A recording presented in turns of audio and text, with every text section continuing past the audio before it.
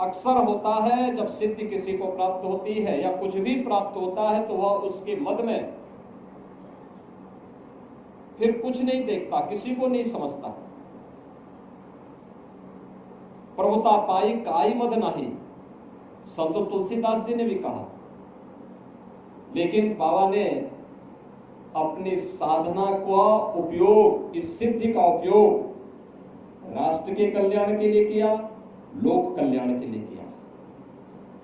उस समय की समाज की बिगड़ती हुई स्थिति को एक देखते हुए कि देश क्यों गुलाम हुआ, क्यों विदेशी आक्रांता सफल हुए।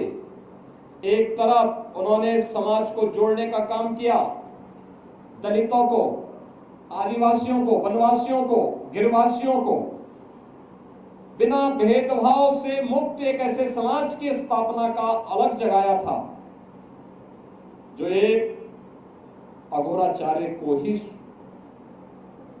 के द्वारा ही संभव था, एक योगी के द्वारा ही संभव था, एक संत के द्वारा ही संभव था। उच्च कुलीन परिवार में जन्म लिया, लेकिन उन्होंने कहा नहीं, छूत अस्पृश्यता के भाव को त्यागना होगा, तभी ये देश सुरक्षित हो पाएगा।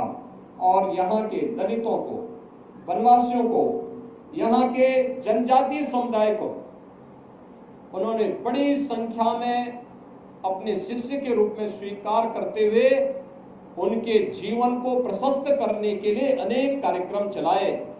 तो दूसरी तरफ मुगल आक्रांताओं को भी उन्होंने उस समय सबक सिखाने के लिए सांझा को भी डपट करके भगाने का काम किया था, जो उनके चमत्कार को देखने की प्रतीक्षा कर रहा था।